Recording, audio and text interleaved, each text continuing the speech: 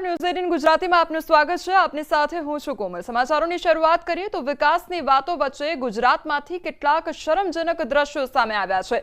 તંત્રના પાપે લોકોને મુશ્કેલીનો કોઈ છેડો નથી રહ્યો। આપની ટીવી સ્ક્રીન પરની આ 4 તસવીરો જુઓ। સ્થળો અલગ અલગ છે, પરંતુ સમસ્યા કંઈક એક જેવી જ જોવા મળી રહી છે। ક્યાંક ખરાબ રસ્તાને કારણે તો ક્યાંક રસ્તાઓ જ નથી, જેના કારણે અંતિમ યાત્રા હોય કે પછી દર્દી હોય તેમને હાલાકીનો સામનો કરવો પડી રહ્યો છે। ઉનાના જાખરવાડા ગામે દર્દીને ઉચકીને એમ્બ્યુલન્સ સુધી લઈ જવામાં આવ્યો, તો ગામના ખરાબ રસ્તાના કારણે એમ્બ્યુલન્સ દર્દીના ઘર સુધી પહોંચી ન શકી। તો છોટાઉદેપુરમાં કાચા રસ્તાના કારણે સગર્ભાને ફરી એક વખત જોડીમાં લઈ જવામાં આવી। નસવાડીના ખેંદા ગામના દ્રશ્યો સામે આવ્યા છે। આ તરફ ભાવનગરમાં પણ મોતનો મલાજો ન જળવાયો। ભાલ પંથકના માઢા ગામે ઘૂંટણસમા પાણીમાં નીકળી અંતિમ યાત્રા, તો વલસાડના કપરાડાના કેડધા બારપુડા ગામે તો પાકું સ્મશાન જ નથી, અને જેના કારણે તાડપત્રી અને પતરાના સહારે વરસતા વરસાદમાં અંતિમ વિધિ કરવામાં આવી। અનેક રજૂઆતો બાદ પણ દર વર્ષે આ જ સ્થિતિ સર્જાય છે, ત્યારે હવે સવાલ એ છે કે સમસ્યાનો ઉકેલ આવશે કે પછી આ જ સ્થિતિમાં લોકોને રહેવું પડશે।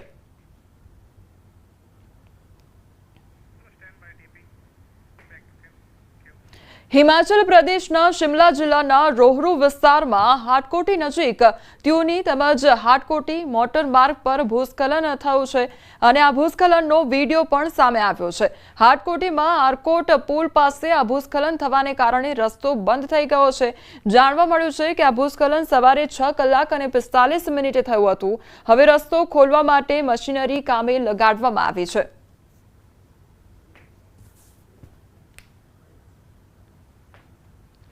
દાહોદમાં પ્રથમ વરસાદમાં જ નાળું ધોવાઈ ગયું છે। વડવા ગામે નાળું ધોવાતા જનજીવન ઠપ થઈ ગયું છે। વડવા, છરસોડા, આંબલી વિસ્તારની અવરજવર ઠપ થઈ ગઈ છે। મોડી રાત્રે ભારે વરસાદ પડતા નાળું ધોવાયું હોવાની આ ઘટના બની છે। તો દાહોદનો આ મામલો સામે આવ્યો છે, જ્યાં સતત વરસાદ વરસવાને કારણે નાળું ધોવાયું હોવાની ઘટના બની છે। તો પ્રથમ વરસાદમાં જ આ પ્રકારની પરિસ્થિતિ સર્જાઈ છે। વડોદરામાં તંત્રના વાંકે વિદ્યાર્થીને હાલાકી વેઠવાનો વારો આવ્યો છે। સૌથી પહેલા તો તમે આ દ્રશ્યો જોઈ લો। શાળાના આ દ્રશ્યો જોઈને તમને લાગશે કે ચોમાસામાં તે ગમે ત્યારે ધરાશાયી થઈ શકે છે।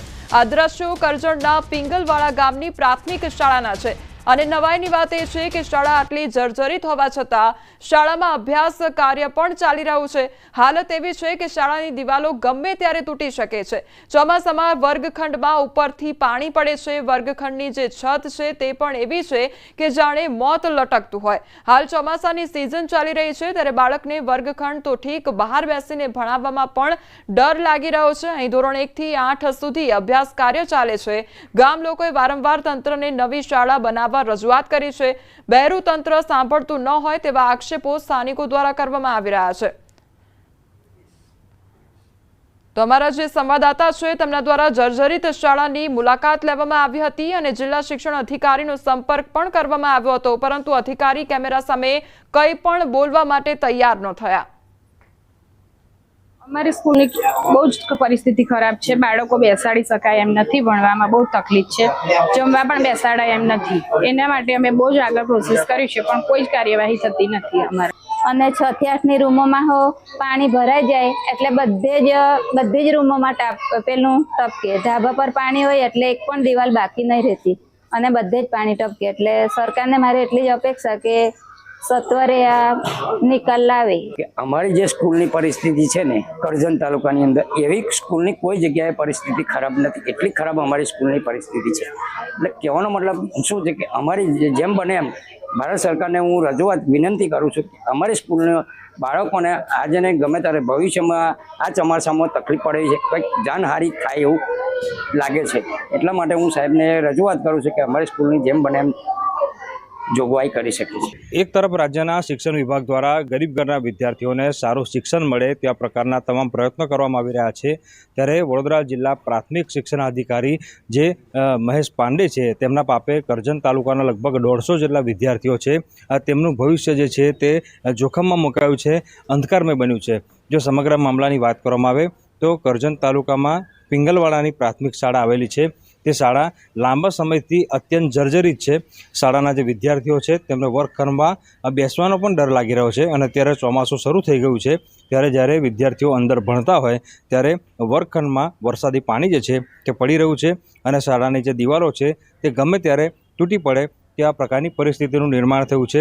ત્યારે નવીન શાળા બનાવવા માટે જે ગ્રામજનો છે તેમના દ્વારા અનેક વખત રજૂઆત કરવામાં આવી, પરંતુ આ જે બહેરું તંત્ર છે તે કોઈ ગ્રામજનો છે તેમની વાત સાંભળવા માટે તૈયાર નથી અને ગરીબ ઘરના બાળકોને સારું શિક્ષણ મળે ત્યાં કોઈપણ પ્રકારના પ્રયત્નો જે છે તે કરવા માટે જિલ્લા પ્રાથમિક શિક્ષણાધિકારી તૈયાર નથી. એના કારણે લગભગ 150 જેટલા વિદ્યાર્થીઓ છે તેમનું ભવિષ્ય અત્યારે જોખમમાં મુકાયું છે.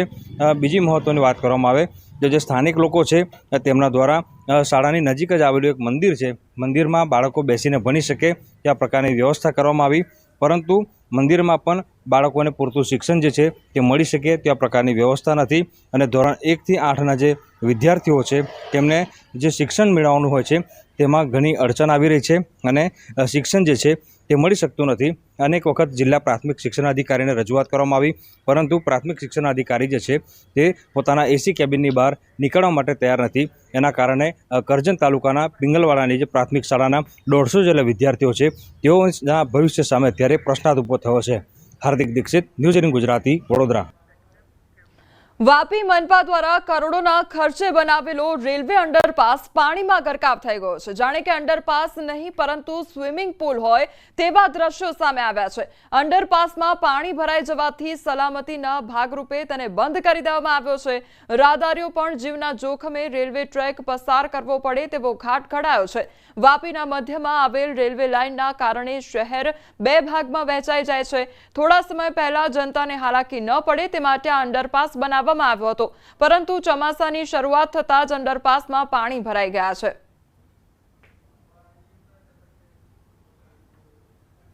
શહેરના મધ્યમાંથી પસાર થતી રેલવે લાઇનને પાસ કરવા માટે રાહદારીઓ માટે વાપી મહાનગરપાલિકા દ્વારા કરોડો રૂપિયાના ખર્ચે આ રેલવે અંડરપાસ બનાવવામાં આવ્યો છે, પરંતુ આ થોડા સમય અગાઉ જ બનેલા રેલવે અંડરપાસના પ્રથમ વરસાદમાં જ છે પાણી ભરાઈ ગયું છે. આ પહેલું ચોમાસું છે અને આ રેલવે અંડરપાસ જરૂરીના સમયે જ લોકોને ઉપયોગમાં આવતો બંધ થઈ ગયો છે. અત્યારે અંડરપાસમાં પાણી ભરેલું હોવાથી લોકોને અહીંથી અવર જવર કરવા માટે રોક લગાવી દેવામાં આવી છે અને આ પેડેસ્ટ્રીયન અંડરપાસને બંધ કરી દેવામાં આવે છે.